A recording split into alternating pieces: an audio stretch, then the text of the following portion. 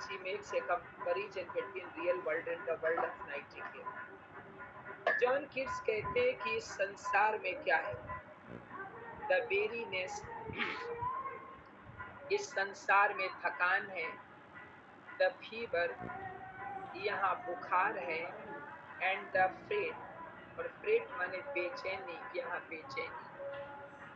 Here where main seat, यहाँ जब भी मेन बैठते हैं, and hear each other grown, तो एक दूसरे के कराहट और दुख के बारे में ही सोचते हैं। वेयर पैलेसी सेक्स से फ्यू, पैलेसी कहते हैं पैरालिसिस, यहाँ कुछ लोगों को पैरालिसिस हो जाती है, सैड कुछ दुखी हैं, और लास्ट ग्रे हेयर्स, और उनके अंत में बाल भी सफेद हो जाते हैं। वेयर यूथ ग्रोस पेल, देखो यहाँ पे जो यूथ का सिंबल है, ये लाइन अगर आए पूछा जाए तो जॉन कीट्स के जो भाई थे, ये उनका इंडिकेशन है, ध्यान रखें। वेयर यूथ ग्रोस पेल, यहाँ युवा लोग जो हैं उनके चेहरे पीले पड़ गए हैं, एंड स्पेक्टर थिंक, हड्डी का ढांचा बन गए हैं, एंड डाइज, और फिर युवा लोग यहाँ मर जाते हैं। वेयर बट टू थिंक, जब हम इस दुनिया के बारे में सोचते हैं, is to be full of sorrow, तो हम दुखों से भर जाते हैं। एंड लेडन आई, हमारी जो आंखें हैं वो भी हैवी हो जाती हैं, आंसू आ जाते हैं, डिस्पेयर्स, और हम निराश हो जाते हैं। अब ये जो अगली लाइन है, इसमें इन्होंने अपनी बिलवेड फैनी ब्राउन के बारे में बताया कि वेयर ब्यूटी, इस संसार में जो ब्यूटीफुल वीमन है, can not keep her lustrous eyes, वो अपनी चमकदार आंखों की सुंदरता को सुरक्षित नहीं रख पाती है। Are new love find at them beyond tomorrow, जैसे ही कल होता है तो they desire to have new lover, वो दूसरे लवर को पाने की डिजायर करती है। यानी he means to say that the women who are living in this real world, they are not true to their lovers, and his indication is towards Fanny Brown, who rejected the poet. Okay, clear हो गया? Reading की जरूरत तो नहीं है बेटा? No sir. ठीक है, अगर किसी को कोई दिक्कत हो पूछ लेना। ये स्टेंजा बहुत इंपॉर्टेंट कि अबे अबे मैं दूर जाना चाहता हूँ, पर I will fly to thee, और हे नाइटिंगेल मैं तुम्हारे साथ उड़ जाना चाहता हूँ। नॉट चैरियट, मैं रथ पर बैठ करके नहीं जाना चाहता, मैं उस रथ पर बैठ करके नहीं जाना चाहता। बाई बेकस, वैसे तो बेकस इसको पढ़ते हैं, लेकिन रियल प्रोनाउंसिएशन इसका है बेस, ठीक है, लेकिन जनरली इसको बेकस पढ़ देते हैं, क्योंकि बेस पढ़ते हैं तो बच्चे समझ नहीं पाते कि इसमें लिखा हो सकता। अब ये बेस कौन है ये भी आप समझिएगा, इनके बारे में भी जानिएगा। देखिए बेस जो है वो ग्रीक गॉड है वाइन के, यानी ग्रीक में शराब के देवता है, ठीक है, और he is represented as moving in a chariot. इनको माना जाता है कि रथ पर बैठ करके जाते हैं, और इन्हें लियोपार्ड्स कहते हैं, तेंदुए वो खींचते हैं। तेंदुआ जो होता है ट्रस्ट का सिंबल है, ध्यान रखिए। तो अबे अबे मैं दूर जाना चाहता हूँ, पर I will fly to thee, और हे नाइटिंगेल मैं तुम्हारे साथ उड़ जाना चाहता हूँ, और कल्पनाओं के संसार में जाना चाहता हूँ।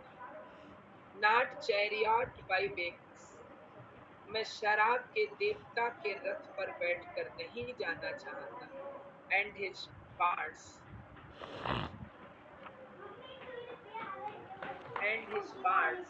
पार्ट्स कहते हैं उनके तेंदुए, जिस रथ को उनके तेंदुए खींचते हैं।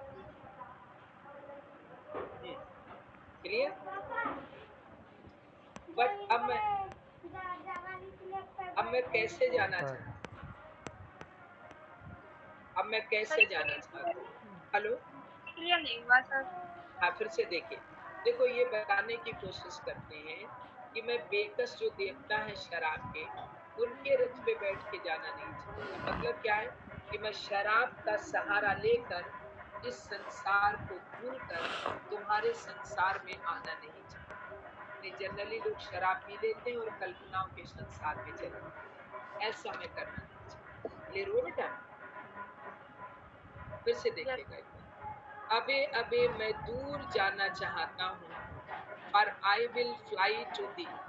और हे नाइटिंगेल, मैं तुम्हारे साथ उड़ जाना चाहता हूँ तुम्हारे संसार में, लेकिन not charioted by Bacchus and his pards. मैं शराब के देवता के रथ पर बैठकर तुम्हारे संसार में जाना नहीं चाहता, जिसे तेंदुए खींचते हैं, क्योंकि शराब पीने के बाद इंसान लस्टफुल हो जाता है। अर्थात मैं तुम्हारे काल्पनिक संसार में जाना नहीं चाहता। तो मैं कैसे जाना चाहता हूँ? But on the व्यूलेस wings of Poaceae, मैं तो कविता के उन पंखों पर बैठ करके तुम्हारे संसार में आना चाहता हूँ, जो पंख नजर ही नहीं आते। यानी मैं शराब का सहारा लेके तुम्हारे संसार में नहीं आना चाहता। मैं तो जो हूँ कविता का सहारा लेके तुम्हारे संसार में आना चाहता हूँ। तो यद्यपि द डल ब्रेन, मेरा जो सुस्त मस्तिष्क है, परप्लेक्सिस, वो मुझे परेशान करता है, अर्थात मुझे कंफ्यूज करता है कि मुझे कल्पनाओं के संसार में नहीं जाना चाहिए। एंड रिटार्ड्स, और वो मुझे रोकने की कोशिश करता है। लेकिन क्या करूं नाइटिंगेल, ऑलरेडी विद दी, मैं तो कल्पनाओं के संसार से, मैं तो कल्पनाओं के संसार में तुम्हारे साथ पहले से ही आ चुका हूँ। अब ये कल्पनाओं के संसार में पहुंच गए हैं, नाइटिंगेल के संसार में पहुंच गए हैं, इस रियल संसार को भूल गए हैं, और अब इन्हें हर चीज सुंदर लगने लगी है, क्योंकि imagination always gives us pleasure. जो कल्पना होती है वो हमें हमेशा आनंद देती है। अब ये नाइटिंगेल का जो संसार है, काल्पनिक संसार, उसका वर्णन करते हैं कि टेंडर इज द नाइट, रात बहुत ही कोमल है, and happy the moon queen, और जो चंद्रमा की देवी है वो बहुत खुश है। इज ऑन हर थ्रोन, वो अपने सिंहासन पर बैठी। चंद्रमा की देवी मतलब चंद्रमा। क्लस्टर्ड, ये चारों ओर से घिरी हुई है, अराउंड बाय ऑल, हर तरफ से घिरी है। हर स्टेरी फेस, अपनी सितारों जैसी परियों से ये चारों ओर से घिरी हुई है। लेकिन जो हमारा संसार है, जो कवि का संसार है, but here there is no light, यहाँ तो कोई प्रकाश ही नहीं है, जबकि नाइटिंगेल का जो संसार है वो प्रकाश से भरा हुआ है। से माने सिवाय, what from heaven is with the breezes below, सिवाय उस प्रकाश के जो जब आकाश में हवा चलती है, थ्रो बाइडुरस ब्लूम्स। बाइडुरस ब्लूम्स का मतलब होता है वो अंधेरा जो पेड़ और पत्तियों की वजह से होता है। तो जब हवा चलती है तो पेड़ पौधे, पत्ते हिलते हैं, और उनसे थोड़ा बहुत हिल जाते, हिलने से हल्का फुल्का प्रकाश जो है वो नीचे आ जाता है। बिंडिंग मौजी वेज, उन टेढ़े मेढ़े पेड़ों से जिन पर मौजी है, जिन पर काई इत्यादि लगी हुई है, उनसे होता हुआ थोड़ा प्रकाश कवि के पास आ जाता है। इसके अतिरिक्त क्विट के पास प्रकाश ही नहीं है, जबकि नाइटिंगेल का संसार प्रकाश से भरा हुआ है। क्लियर बेटा? देखो कोई दिक्कत है पूछो। सर, ये जो नीचे वाली लाइन है ना, सेव गॉड फ्रॉम, तो इसमें क्या है कि सर, मतलब सेब सिवा। माने, इसको हम पहले समझा ले। देखिए ऐसा है ना, कभी कहता है कि नाइटिंगेल वो आकाश को देखता है, तो उसे लगता है कि आकाश नाइटिंगेल का घर है। तो कहता है देखो वहां चंद्रमा चमक रहा है, सितारे चमक रहे हैं, और जहां पर पेड़ के नीचे कभी गार्डन में बैठा है वहां अंधेरा ही अंधेरा। तो कहता कभी कभी जब हवा चलती है तो पेड़ हिलते हैं, पत्तियां हिलती हैं, और उन पेड़ों के बीच से वो पेड़ जिनकी जड़ों पर काई लगी हुई है, उन पेड़ों के हिलने से थोड़ा बहुत प्रकाश छन कर वहां आ जाता है जहां पर कभी बैठा। इसके अतिरिक्त बिल्कुल भी इस स्थान पर अंधकार है जहां पर भी वो बैठा है। तो वो दिया भी है ना कि but here there is no light, लेकिन जहां पर मैं बैठा हूँ वहां बिल्कुल भी प्रकाश नहीं है। सेम माने सिवाय, एक्सेप्ट वाट माने जो, सिवाय उस प्रकाश के, फ्रॉम हेवन जो आकाश से आता है, इस विद द ब्रीजेज ब्लोन हवा के झोंकों के साथ, थ्रू बर्डुलस ग्रुप उस अंधकारमय स्थान पर जो पेड़ पौधों से, जहां पर अंधकार है, एंड बिल्डिंग मॉसिवेस और टेढ़े बेढ़े जो पेड़ इत्यादि हैं जिन पर काई इत्यादि लगी है, उन पेड़ों के टेढ़े मेढ़े रास्ते से थोड़ा बहुत प्रकाश छन के वहां आ जाता है जहां पर कभी बैठा। इसके अतिरिक्त और इस संसार में, रियल संसार में कहीं पर कोई प्रकाश नहीं। क्लियर हुआ नहीं? बताओ, फिर से हाँ, बताओ। हो गया सर क्लियर। हाँ, बाकी सब बच्चों क्लियर हो रहा है बेटा? ठीक है, बस ये हम कंप्लीट पोइम पढ़ाएंगे, उसके बाद सब इम्पोर्टेंट पढ़ेंगे, फिर कंप्लीट नहीं करेंगे, ओके? क्योंकि ये दोनों पोइम से हमें लग रहा है कुछ आना चाहिए। अब देखिए, जहां पर कभी बैठे हैं वहां पर बहुत ज्यादा अंधेरा है, ठीक है, लेकिन फूल खिले हुए हैं। तो कभी अब यहाँ सेंसस सेंसस का वर्णन है सर कोई? हाँ, आगे की पोएम है नहीं सर। अच्छा अच्छा, वो हम भेजेंगे अभी आपको, ठीक है।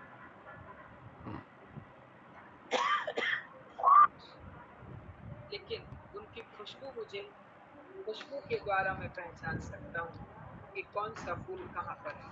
इस तरह से बताने की कोशिश करते हैं कि आई कैन नॉट सी, मैं नहीं देख सकता हूँ, what flowers are at my feet, कि मेरे पैरों के पास कौन से फूल खिले हुए। फिर से देखिए, आई कैन नॉट सी, मैं नहीं देख सकता हूँ, what flowers are at my feet, कि पैरों के पास मेरे कौन से फूल खिले हुए हैं। और नार, ना ही मैं ये देख सकता हूँ कि व्हाट सॉफ्ट इंसेंस माने खुशबू, यहाँ भी पेड़ फूल का ही जिक्र है। और ना ही मैं ये देख पा रहा हूँ कि किस फूल की खुशबू हैंग्स अपॉन द बाग, यानी कौन सा पौधा किस शाखा पर बेल लटकी हुई है, तो उसमें कौन सी खुशबू। फिर से देखिएगा, इसको फिर से समझेंगे। आई कैन नॉट सी, मैं नहीं देख सकता हूँ, what flowers are at my feet, कि मेरे पैरों के पास कौन से फूल खिले हुए हैं। नार व्हाट सॉफ्ट इंसेंस, देखिए वैसे तो इंसेंस माने खुशबू होता है, लेकिन यहाँ फूलों से ही मतलब होगा। और ना ही मैं ये देख पा रहा हूँ कि वो कौन से कोमल फूल हैं, हैंग्स जो लटके हुए हैं, अपान द बॉक्स शाखाओं पर, बट लेकिन इन इम्बाल्म्ड डार्कनेस, इम्बाल्म का मतलब होता है वो अंधेरा जो खुशबू से भरा हुआ है। ऐसे खुशबूदार अंधकार में गेस मैं अंदाजा लगा सकता हूँ, ईच स्वीट, हर उस सुंदर, हर उस फूल का मैं अंदाजा लगा सकता हूँ, where with the seasonable month it drops, जो इस सीजन में, इस मंथ के लिए प्राप्त हुआ है। अर्थात इस सीजन में जो भी फूल खिलते हैं, मैं हर फूल का गेस कर सकता हूँ, लेकिन मुझे नजर नहीं आ रहा कि कौन सा फूल कहाँ। द ग्रास, जो हवा है, सॉरी, द ग्रास जो घास है, द थिकेट जो झाड़ियां हैं, and the fruit tree wild, और जंगली फल, जंगली फलों से लदे हुए जो पेड़ हैं, उन सबको मैं गेस कर सकता हूँ, जबकि वो मुझे नजर नहीं आते। वाइट हाथार, हाथार्न एक प्रकार की झाड़ी होती है जिस पे खुशबूदार फूल लगते हैं। या वाइट कलर के जो हाथार्न झाड़ी है वो भी है। एंड द पेस्टरल एग्लेंटाइन, एग्लेंटाइन भी एक प्रकार का फूल होता है।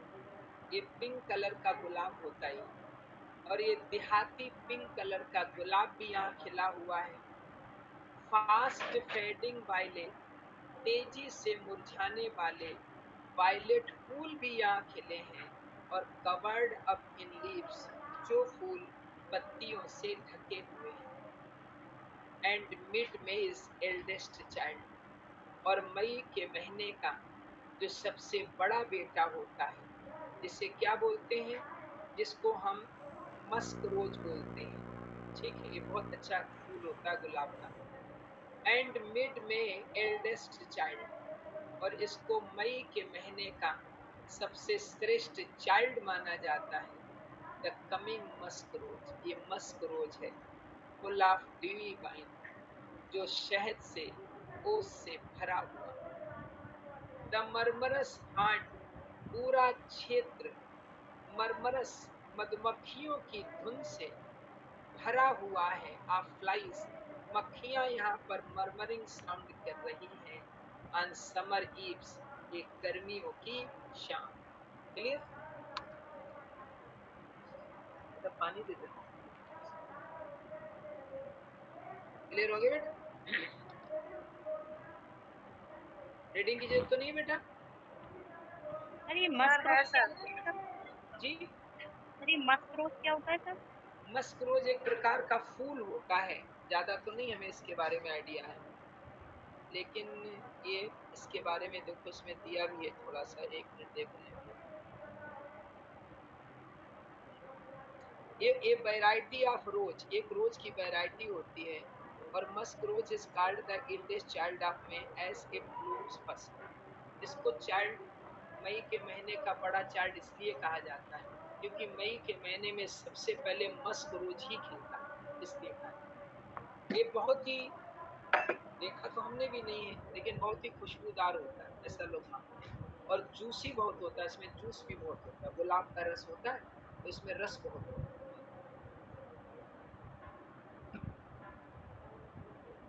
क्लियर हो गया बेटा? बताएं, आगे चला जाए? हमें लगता है देखने पड़ेंगे मस्क रोज वगैरह जी, ये सब देखने पड़ेंगे आगे के लिए। चलो पहले एक्चुअली क्या ना, हमारे पास एक बुक थी पहले, अब वो जी पता नहीं गुम हो गई, जाने हमने किसी को दे दी, हमें ध्यान ही नहीं। वो हम एक बार दिल्ली से लेके आए थे, यहाँ कहीं वो मिली नहीं थी। बहुत जी मोटी बुक थी, उस समय नेट और चलता नहीं था, तो उसमें मतलब दुनिया के जितने भी फूल थे वो सब दिए हुए थे, उनके नेम और कलर्ड पिक्चर्स। तो सर, उस समय, हाँ जी, बड़ी दिक्कत आगे आएगी। एक जानकारी मिली है, क्वेश्चन जो है वो हटाए जाएंगे, बढ़ाए नंबर नहीं जाएंगे सर टीजीटी में। मतलब समझ नहीं पा रहे आपकी बात हम। क्वेश्चन डिलीट किए जाएंगे अब टीजीटी में। क्यों डिलीट क्यों कर रहे हैं? जो आंसर की निकली उस समय भी डिलीट कर रहे हैं?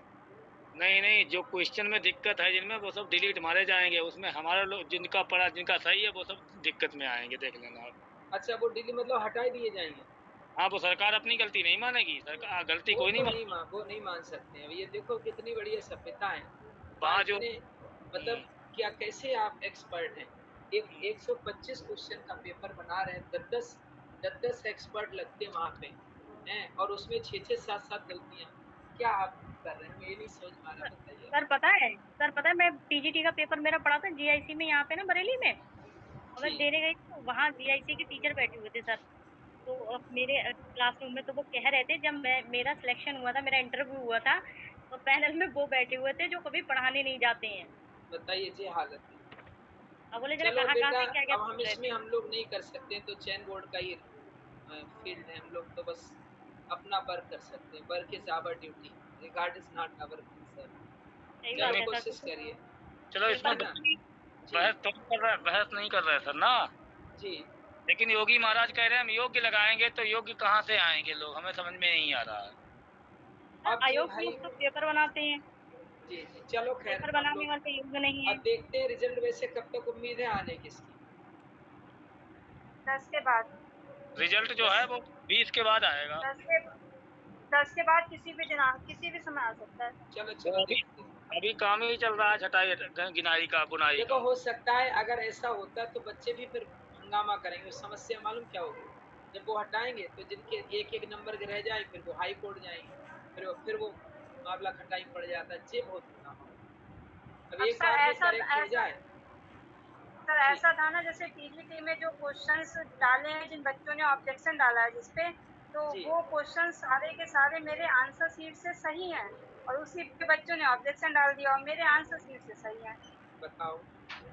अब वो डिलीट कर दें तो फिर वो दिक्कत हो जाएगी सब बच्चों तभी तभी तो मेरिट नीचे आएगी, तभी तो ये मेरिट किसी की ऊपर जाएगी, किसी की नीचे आएगी।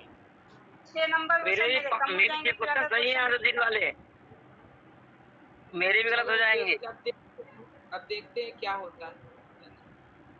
पढ़ाई है। चलिए चलिए इसको इसको देखते हैं, हम लोग आगे देखते हैं। ये 6 वाला स्ट्रेंजा मोस्ट इम्पॉर्टेंट है, ध्यान रखना। ये जो पहली लाइन है डार्कलिंग आई लिसन, ये आ चुकी है लाइन, ये ध्यान रखना। अब देखिएगा, अंधेरे में जॉन कीट्स बैठे हैं और नाइटिंगेल का गीत सुन रहे हैं। कहते हैं डार्कलिंग आई लिसन, इस अंधकार में हे नाइटिंगेल मैं तुम्हारे गीतों को सुन रहा हूँ। And for many a time, और कई बार, I have been half in love with easeful, कई बार मैंने तुम्हारे गीतों को सुना है, और जब भी मैं तुम्हारे गीतों को सुनता हूँ तो मुझे आधा आरामदायक मृत्यु से प्रेम हो गया। उसे लगता है कि इतना खुशी खुशी का समय है, इस समय उसकी मौत हो जानी चाहिए, ऐसा लगता है। Called him of names in many a mused rhyme, और मैंने मौत को अपनी बहुत सी कविताओं में अलग अलग नाम से पुकारा है। To take into the air my quiet, मैं चाहता हूँ कि मेरी सांस हवा में बिखर जाए। Now more than ever seems it risk to sir die। जी सर ये यहाँ से दोबारा बता दीजिए, कार्ड हिम से। अच्छा फिर से देखो, चलो ध्यान से सुनो। डार्कलिंग आई लिसन, मैं इस अंधकार में सुनता हूँ, यानी हे नाइटिंगेल मैं इस अंधकार में तुम्हारे गीतों को सुनता हूँ। And for many a time, और मैंने तुम्हारे गीतों को कई बार सुना है, और जब भी मैं तुम्हारे गीतों को सुनता हूँ तो I have been half in love with easeful, तो मैं आधा आरामदायक मृत्यु से प्रेम करने लगा। क्या मतलब इसका? यानी when the poet listens the songs of nightingale, he becomes so much happy that he thinks that it is better to die at this time rather to live in painful condition, because he thinks that he will never get such a beautiful time to die, as this is the time when he is listening the songs of nightingale. तो I have been half in love with easeful death, जब भी मैंने तुम्हारे गीतों को सुना है तो मुझे आरामदायक मौत से आधा प्रेम हो गया। और कॉल्ड हिम सॉफ्ट नेम्स, और इस मौत को मैंने पुकारा है इन मैनी अलग अलग नामों से, इन म्यूज्ड राइम अपनी कविताओं में, यानी मौत को मैंने अपनी कविताओं में अलग अलग नाम से पुकारा। अब जॉन कीट्स सोचते हैं कि it is the best time to die, वो मरने की कल्पना करते हैं। To take into the air my quiet breath, मैं चाहता हूँ इस शांत हवा में मेरी जो सांसें हैं वो खिंच जाएं, बिखर जाएं। ना more than ever seems it risk to die, और इससे बढ़िया अच्छा समय मरने का और कभी नहीं मिलेगा। क्यों? क्योंकि मैं चाहता हूँ टू सीज कि मेरी सांसें रुक जाएं अपॉन द मिडनाइट, आधी रात को, विद नो पेन, बिना किसी दर्द के। Whilst thou art pouring forth thy soul abroad, जबकि हे नाइटिंगेल तुम अपने गीतों को हर तरफ बिखेरती रहो इन सच एन एक्सटेसी, अत्यधिक खुशी के साथ, और मेरी मौत हो जाए स्टिल वुडस्ट दाउ सिंग, तुम गीत गाती रहोगी and I have years in when, और मरने के बाद मेरे कान व्यर्थ हो जाएंगे तुम्हारे गीतों को सुन नहीं पाऊंगा। जुदाई हाई रेक्विएम माने पृथ्वी, सॉरी रेक्विएम माने होता है एक प्रकार से गीत, और सॉर्ड माने पृथ्वी, यहाँ कब्र का सेंस है। तुम्हारे गीत मेरी कब्र तक आते रहेंगे और मैं पृथ्वी पर या पृथ्वी में कब्र के यानी मेरी पृथ्वी पर कब्र बना दी जाएगी और तुम गीत गाती रहो। यानी the poet John Keats, he wants to die, but in what condition he wants to die? He thinks that it is the best time when he must die, because Nightingale is singing the beautiful song, and he has forgotten all his pains and sufferings. He is living in the world of imagination. It is the best time for John Keats to die. So that's why he wishes that at midnight he must die without any pain. Okay? Reading लगाएं, जो दिक्कत है।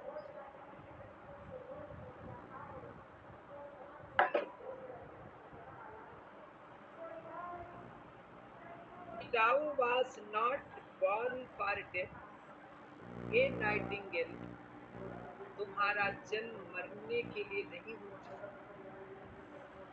Thou wast not born for death, हे nightingale तुम्हारा जन्म मरने के लिए नहीं हुआ है। इमॉर्टल बर्ड, तुम तो अमर चिड़िया हो। No hungry generation, hungry generation कहते हैं मनुष्यों के लिए जो हमेशा किसी न किसी चीज के लिए भूखे रहते हैं। तो नो हंग्री जनरेशन, ये जो भूखे मनुष्य हैं, रीड दी डाउन, ये तुम्हें कुचल नहीं पाएंगे, तुम्हारा कुछ भी नहीं कर सकते। द वॉइस, तुम्हारा वो गीत, वो आवाज, I hear this passing night, जो गुजरती हुई रात में मैं तुम्हारा जो गीत सुन रहा हूँ, वाज हियर, इसी गीत को सुना था इन एंशिएंट डेज, पुराने समय में, by emperor and clown, clown माने साधारण लोग, पुराने समय में तुम्हारे इसी गीत को सम्राट ने भी सुना था और साधारण लोगों ने भी सुना। Perhaps the same, sorry, perhaps the self same song, शायद यही वो गीत है, that found a path, जिसने रास्ता दिखाया था, through the sad heart of Ruth, Ruth के दुखी हृदय को इसी नाइटिंगेल के गीत ने रास्ता दिखाया था। when sick far home, जब उसे घर की याद आती। देखिए रेफरेंस दिया है, रुथ का रेफरेंस है। ये जो है एक कहानी है बाइबल में, ध्यान से सुनना, ये बाइबल की कहानी है और इसमें क्या होता है कि रुथ के हस्बैंड की डेथ हो जाती है, तो उसके जो रिलेटिव्स होते हैं, ठीक है, यानी उसके मदर इन लॉ कह सकते हैं, मदर इन लॉ यानी उसके ससुराल के लोग उसे अपने मायके नहीं जाने देते, उसको घर में बंद करके कैद करके रखते हैं। तो वो बेचारी खिड़की पे बैठ कर रोती है, चीखती चिल्लाती है। तो उस समय नाइटिंगेल का गीत ही था जो उसे सुख देता था, जो उसके दुखी हृदय को सांत्वना, ये बताना चाहता। तो perhaps the self same song, शायद यही वो गीत था, दैट फाउंड ए पाथ, जिसने रास्ता दिया था, through the sad heart of Ruth के दुखी हृदय को, when sick far home, जब उसे घर की याद आई। तो she stood in tears, तो वो रोती रोती खड़ी रह वो रोती रहती थी amid the alien farm, यानी विदेश में मक्के के खेतों में खड़ी खड़ी वो रोती रहती थी और उसे यही नाइटिंगेल गीत सुना करके सुख देती। The same that of the times are, यही वो गीत है चार्ल्ड मैजिक कैसमेट्स, इसने जादू की खिड़की पर बैठे हुए उस राजकुमारी को भी सांत्वना दी थी। Opening on the foam, foam कहते हैं सागर, लहरें। पियरलेस माने पेरिलेस माने खतरनाक चीज। इसमें एक और कहानी, एक राजकुमारी होती है, उसे एक जादूगर उठा लाता है और वो अपने जादुई महल में उसको कैद कर लेता है। तो वो खिड़की के पास बैठी रहती है, जो खिड़की समुद्र के की ओर खुलती है, तो वहां से भाग नहीं सकती। इन फेरी लैंड, कहीं परियों के देश में, फारलान माने अकेला, तो उस राजकुमारी को भी नाइटिंगेल के गीतों ने भी सांत्वना दी। ये रुत ध्यान रखना, रुत का पूछ सकता है, ठीक है? क्लियर हो गया बेटा?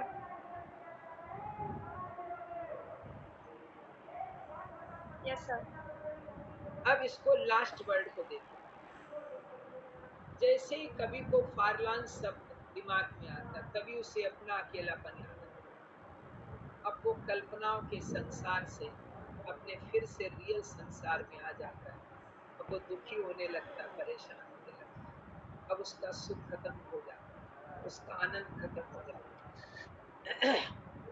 फारलॉन, ये जो अकेला शब्द है, अकेला हूं मैं, ये शब्द, the very word is like a bell, ये शब्द एक घंटी के समान बजता है मेरे दिमाग में, और to toll me back from thee to my sole self, और यही शब्द, हे नाइटिंगेल, तुम्हारे संसार से मुझे इस संसार में वापस ले आ।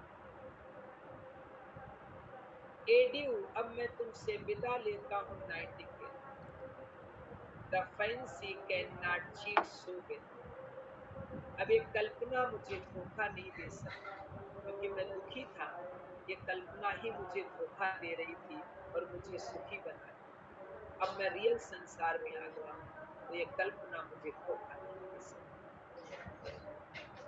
As she is famed to do, जैसा कि ये धोखा देने के लिए फेमस है, डिसीविंग एल्फ माने परी, एक कल्पना को धोखा देने वाली परी है।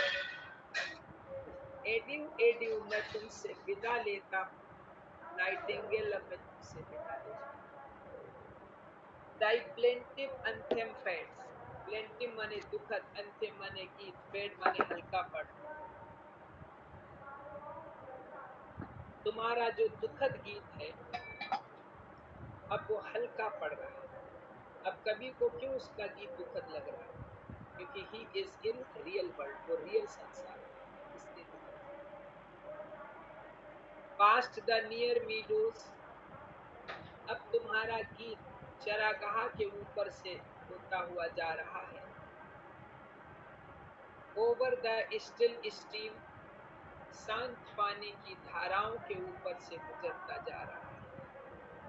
अब द हिल साइड, तुम्हारा गीत पहाड़ियों से होकर गुजर रहा है।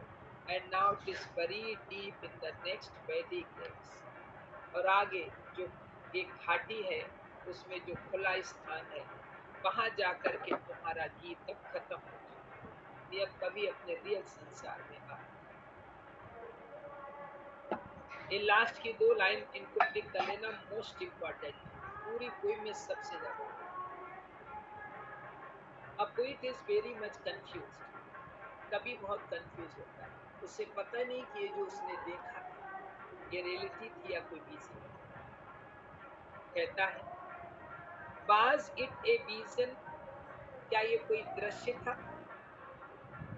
और ए वेकिंग ड्रीम, या फिर मैं जागते जागते कोई स्वप्न देखता। ब्लड इज दैट म्यूजिक, वो संगीत अब जा चुका है। Do I wake or sleep, ये लाइन ध्यान रखना, इतनी लाइन पूछ ली जाती है। डू आई वेक और स्लीप, क्या मैं जाग रहा हूँ या सो रहा हूँ, मेरी समझ में नहीं है। क्लियर? रीडिंग लगा के देखें जो दिक्कत है।